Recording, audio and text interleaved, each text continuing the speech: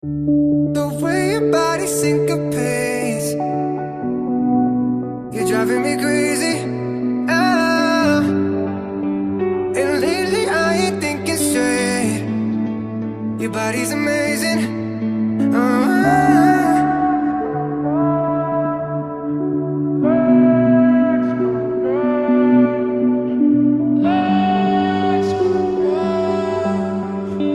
It's been a while, been a while, been a while.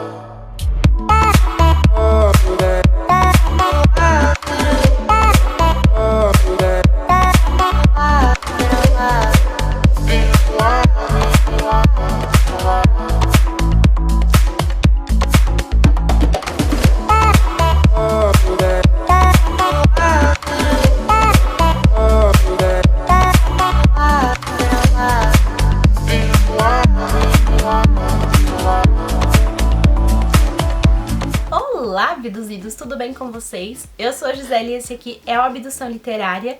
Sejam bem-vindos a mais um vlog de leitura do canal. Eu estou muito empolgada porque eu tô realizando duas leituras que eu estou adorando e estão me deixando muito feliz, né?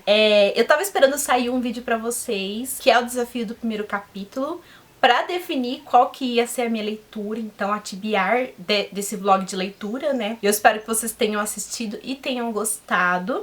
Mas antes desse desafio, eu tinha começado então a ler O Céu de Pedra, que é o último livro da trilogia Terra Partida, que começa com a quinta estação. Fiz pra vocês um vídeo, recomendação em 1 minuto, e eu falei sobre a premissa dessa série em 1 minuto, gente, foi muito difícil, né? Mas só pra vocês entenderem, aqui a gente tem a quietude. É um mundo que é muito instável, né? Que tem muitos eventos sísmicos, vulcões, tremores, né? E a gente também tem alguns seres chamados orogenes, que conseguem sensar, então, a energia cinética e termal da Terra, e eles podem conter, né, esses eventos. Ou eles podem também criar um evento, eles têm esse poder, né? E esse mundo, ele é tão instável que de tempos em tempos a gente tem a quinta estação, que é chamada de a última estação, que é quando acontece algum evento, assim, que culmina em outros, e a situação, assim, sai fora do controle das pessoas. E por consequência disso, a humanidade é devastada. E sobra muitas poucas pessoas, então, pra recomeçar tudo de novo.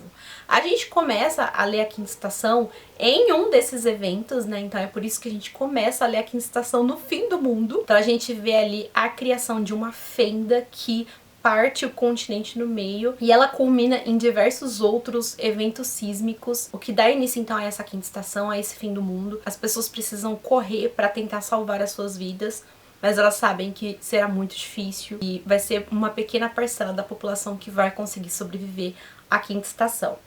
E esse evento, essa fenda, ela é criada por um orogene, né? Esse é logo o início do livro, a gente presencia isso, só que a gente não entende muito bem o porquê. E ao longo então da trilogia, a gente começa a ter a noção do que levou esse orogene a criar essa fenda, né? A dá início à quinta estação. E aqui a gente tem então a conclusão dessa história. No primeiro livro a gente tem 3 pontos de vistas, né, que é da Esson, da Damaia e da Sienite, são 3 mulheres.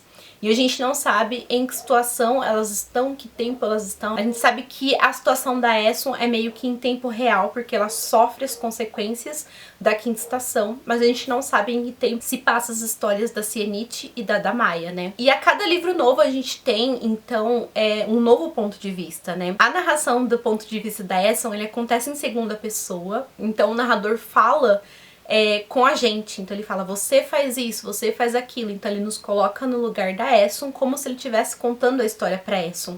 E no final do livro da quinta estação, a gente sabe, a gente descobre quem é o narrador, e aqui nesse terceiro livro ele está um pouco mais presente, ele tem o seu ponto de vista aqui. Então se você lê o primeiro livro, você sabe de quem eu estou falando, e o ponto de vista dele aqui é muito interessante. Mas assim, sem mais delongas, eu estou passando da metade. Já estou na página 361, o livro vai até a 509, ou seja, faltam menos de 200 páginas para terminar. Já tô com meu coração apertado. E recentemente eu tive uma decepçãozinha com uma trilogia, que os 2 primeiros livros foram muito bons, e aí chegou no final, o final não me agradou. Então eu comecei esse livro aqui com muito medo, muito temerosa. E as 200 primeiras páginas foram um pouco arrastadas, então o meu medo aumentou. Essa trilogia tem tudo pra virar uma das minhas trilogias favoritas de fantasia. E eu tava muito temerosa. Só que após a página 200, as coisas começam de fato a acontecer, né? As coisas estavam se encaminhando pra algum lugar. Então valeu a pena esperar um pouquinho as coisas acontecerem. Porque agora a gente tá tendo algumas respostas. As coisas estão finalmente acontecendo. E eu tô de coração apertado, assim, com as descobertas, com as coisas que aconteceram com esse mundo pra ele ser o que ele é hoje, sabe? E algo muito interessante é que desde o início da história, a autora, ela nos apresentou algo que era muito grandioso, né? A N.K. Jemisin, ela tem aquele estilo de autor que parece que escreve tudo de trás pra frente, sabe? Porque tudo faz muito sentido. Então dá pra perceber que desde o início ela tinha essa história que é muito grandiosa e que é muito complexa na sua cabeça e ela não deixa passar nada, então tudo uma hora vai fazer sentido. Diferente de algumas outras histórias que às vezes parece que o autor se perde um pouco, ele acaba criando algo muito grande e não sabe resolver. Não, aqui desde o início ela se dispôs a nos apresentar algo que era muito grande e ela não esqueceu disso, sabe? Então, apesar de surpresa com as respostas, eu sabia que eu poderia esperar algo grandioso, então, dessa conclusão. Já estou de coração apertado, não sei o que vai acontecer, estou temendo pelos personagens. Eu acho que o que me espera aqui é um final agridoce, não consigo enxergar outra coisa, não consigo enxergar outro final pra essa história, e eu espero que ele continue assim, então, e que ele não me decepcione, tá? Então, assim, tô quase chegando na reta final. Quando eu finalizar essa leitura, eu volto pra falar com vocês. E o outro livro que eu vou ler durante este vlog é o campeão da leitura dos primeiros capítulos, vocês já devem saber, que é Os Garotos Corvos. Tem muita gente falando bem sobre esse livro pra mim. Eu vou colocar a capinha aqui pra vocês verem. Aqui, da Meg Stiefvater. Ninguém me falou como é que fala o nome dessa autora direito, né? Mas eu tô chutando. E, gente, eu tô muito feliz porque eu acho que eu fiz a escolha certa, né? Eu tô lendo 2 livros de fantasia ao mesmo tempo, que eu não costumo fazer. E como Céu de Pedra, ele tá me oferecendo muitas informações, é um livro, querendo ou não, um pouco mais denso. Eu fiquei feliz de ter escolhido Os Garotos Corvos, porque é uma leitura mais leve, sim, e é uma leitura com muitos mistérios, com um tipo de misticismo que eu adoro. E cada personagem lhe carrega o seu elemento de mistério, o que te faz querer devorar a leitura, sabe? Então aqui nos Garotos Corvos a gente tem uma mocinha chamada Blue. Ela tem 16 anos e ela tem uma família um pouco excêntrica, né? Ela mora junto com outras mulheres que são videntes, que conseguem ler cartas de tarô. E ela não consegue fazer nada disso, né? Ela fica um pouco frustrada porque ela não tem o mesmo dom que a mãe, né? E que as mulheres que estão ao redor. Mas ela tem o poder de ser amplificador. Ou seja, quando ela tá perto das pessoas que têm algum tipo de poder, ela torna esse poder mais intenso. Então mesmo que ela não consegue enxergar nada, não consegue ver, sentir nada, é importante ela estar perto dessas pessoas, sabe? E eu tô gostando muito, gente, desse livro. É o primeiro livro que eu leio dessa autora. E eu tô muito encantada. Eu tô encantada, assim, pela história, pelos elementos de mistério, pelos personagens, sabe? A família da Blue, assim, é o tipo de família excêntrica e aconchegante. É muito difícil nesses livros de fantasia a gente ver a mãe ou o pai presente, assim. Então eu gosto muito da relação da Blue com a mãe e também com aquela família. Então eu tô curtindo muito. E também tem os personagens dos Garotos Corvos, que também moram na mesma cidade da Blue. E eu acho que o destino deles ali vai se entrelaçar em algum momento da história. E cada personagem deles, né, são 4, também são muito intrigantes, né? Cada um tem a sua complexidade, cada um tem os seus conflitos e também tem os seus toques de mistério. Então tô muito curiosa pra continuar conhecendo esses personagens e desvendar um pouco mais da trama. E deixa eu contar algo pra vocês que aconteceu. Eu comecei a ler esse livro e aí eu entrei no Pinterest e aí do nada apareceu uma fanart de Os Garotos Corvos. Eu não sei como o Pinterest descobriu que eu estava lendo esse livro. Coisas estranhas acontecem, né? Já aconteceu com vocês? Tenho certeza que sim. Só sei que apareceu essa fanart. A fanart não tem muito spoiler, vou até mostrar pra vocês. Mas foi essa daqui. Eu achei linda. Só que aí eu, burra, deslizei assim e acabei pegando um spoiler de um dos personagens. E eu fiquei com muita raiva, mas ao mesmo tempo feliz porque foi um spoiler bom, não foi um spoiler ruim. Mas eu fiquei indignada que o Pinterest descobriu que eu estou fazendo essa leitura e ainda me deu praticamente assim de bandeja um spoiler, sabe? A gente tem que fugir de fanarts de livros quando a gente tá lendo. O ideal é procurar depois da leitura, né? Pra não correr esse risco. Eu já perdi as contas de quantos spoilers eu já peguei pesquisando fanarts, principalmente de A Roda do Tempo. Mas isso acabou acontecendo sem eu ter muito controle, sabe? Mas assim, foi um spoiler que eu fiquei feliz de saber que vai acontecer. Fiquei um pouco surpresa. E não vejo a hora que acontece.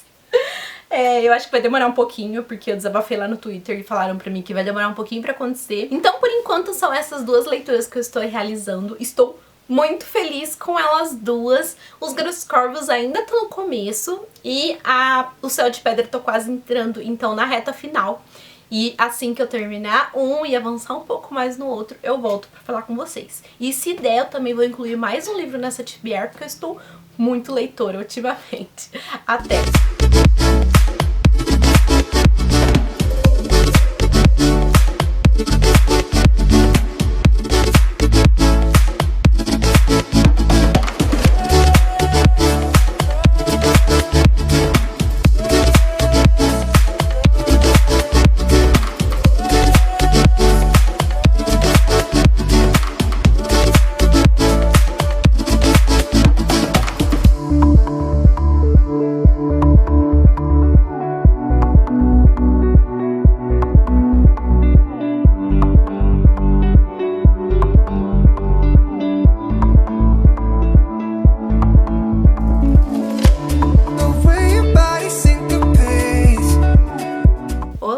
Este vai ser um vlog bem preguiçosinho, porque eu deveria ter vindo antes atualizar vocês sobre as leituras, mas eu tava realmente preguiçosinha mesmo esses últimos dias, não tava a fim de botar a cara aqui na câmera de jeito nenhum, e foquei então nas leituras que eu estava fazendo. Eu fiquei mesmo somente naquelas leituras que eu mostrei pra vocês, que foi O Céu de Pedra e Os Garotos Corvos. As duas foram ótimas leituras que eu adorei. Vou contar um pouquinho de como foi então o desfecho de cada uma, e se eu tivesse forçado acho que um pouquinho mais dava pra ter lido outro livro, algum conto, alguma coisa. Mas eu tava assim, gente, bem de boas, sabe? Não tava querendo forçar nada. Então vamos lá. Céu de Pedra encerra então um ciclo, encerra uma trilogia. E eu fiquei muito emocionada com esse final. Eu considerava essa trilogia uma história de fantasia, mas eu acho que ela cabe também como uma ficção científica, porque por causa de alguns elementos que tem aqui na história, a gente pode enxergar ela como uma distopia e algo do tipo, né?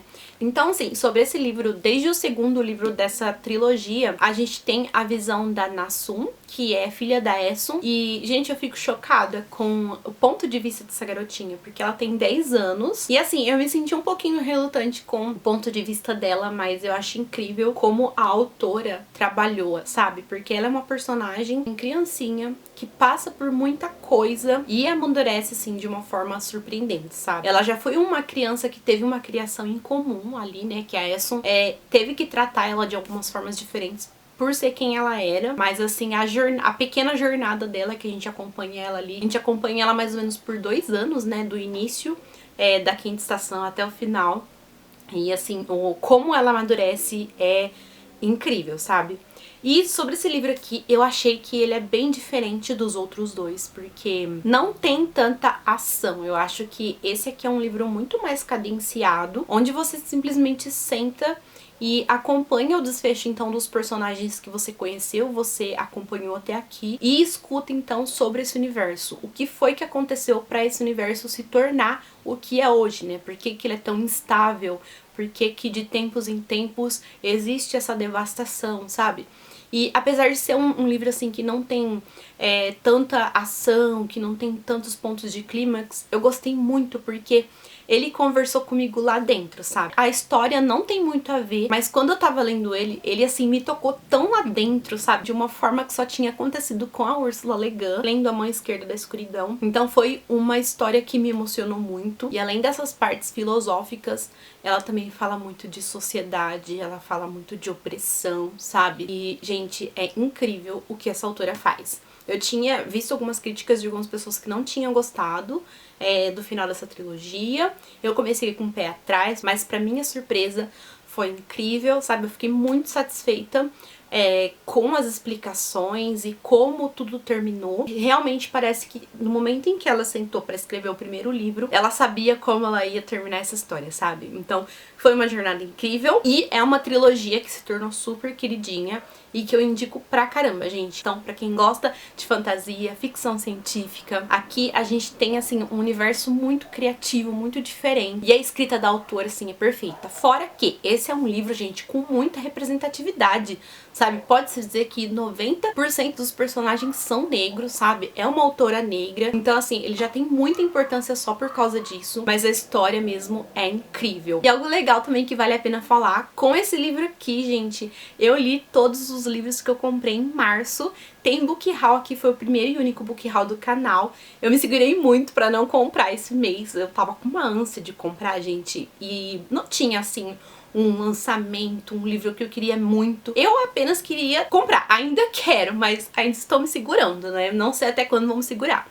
Mas assim, eu já fico satisfeita só de saber que todos os livros que eu recebi e eu comprei em março já foram lidos, então. E, gente, a trilogia foi encerrada com chave de ouro. Amei! Agora sobre Os Garotos Corvos. Quem me acompanha aí no Twitter, gente, sabe que eu estava meio chocada. Como é que eu não li esse livro antes? Eu gostei muito também.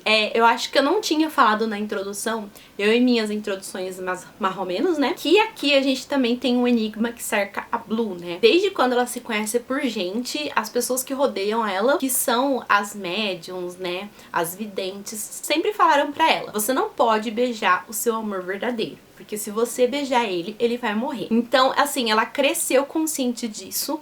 Ela achava que ela poderia controlar, então na cabeça dela ela nunca ia se apaixonar por ninguém. Só que a gente sabe que não é assim. A partir dessa premissa, eu imaginei que essa história ia ter muito romance, mas eu fiquei surpresa que não tem. É mais uma história, assim, sobre amizade e sobre mistérios e sobre enigmas e também sobre família, né? Porque eu já falei um monte aqui da família da Blue. Eu tô apaixonada pela família dela, pela mãe dela, pelas amigas da mãe dela. E então a gente acompanha essa jornada da Blue aí, conhecendo alguns garotos corvos, tirando um bloqueio aí, um preconceitozinho que ela tinha com relação a esses garotos. E também, gente, numa aventura aí de descobrir alguns enigmas que cercam a cidade onde ela mora. E também vendo algumas visões se concluir. Eu gostei muito, eu fiquei encantada por tudo nesse livro. É um tema, assim, que particularmente eu gosto bastante, esse lance de coisas paranormais, sabe? Então foi uma leitura muito gostosinha, que eu deveria ter feito antes, e eu fiquei muito feliz de ter escolhido ela. E assim, eu acho que o final foi um pouquinho corrido, algumas coisas ali não foram muito bem explicadas, eu fiquei, não acaba assim não, e a hora que acabou, eu tive que me segurar pra não correr, pegar o segundo livro e já começar a ler na hora. Mas o saldo foi muito mais do que positivo, eu adorei. Acho que eu vou dar umas 4 estrelas pra esse livro. Não chegou a ser um favorito, mas foi uma leitura, assim, muito gostosa, muito leve e que eu acho que foi no momento certo, sabe? Pra mesclar um pouquinho com a outra leitura que foi um pouquinho mais densa, eu consegui intercalar muito bem essas duas leituras. E assim, gente, tô encantada por esses personagens, por esse universo, e não vejo a hora de dar continuidade. Então é isso, como vocês puderam ver, eu assisti o filme de Emma e eu adorei, gente. Nossa, eu me diverti muito. No livro da Jane Austen, ela trabalha muitas sutilezas, então é muito difícil a gente captar o que realmente está acontecendo. Ela brinca com aparências, provavelmente o que tá escancarado não é verdade, sabe? Então a gente demora pra descobrir o que realmente tá rolando nas histórias dela. E assim, o filme foi diferente. O filme não tem tantas sutilezas assim, é tudo muito mais assim valorizado, escancarado, mais satirizado, mas eu gostei, sabe? A essência da história tá lá e eu gostei da forma, assim, do tom que eles deram pra história. O final muda um pouquinho, mas eu achei interessante também. Mas o mais legal é que eu me diverti muito, sabe? Eu vi a Paloma do Our Bookshelf comentando que a adaptação de 1996 também é muito legal e acho que eu vou dar uma chance e vou tentar ler em breve, já que é uma história que é super queridinha pra mim e eu estou adorando. Então é isso, gente. Espero que vocês tenham gostado. E se você ainda não é inscrito, por favor, se inscreve e ativa o sininho para receber as notificações. Deixe também seu like e compartilhe o vídeo com os amigos. Até o próximo!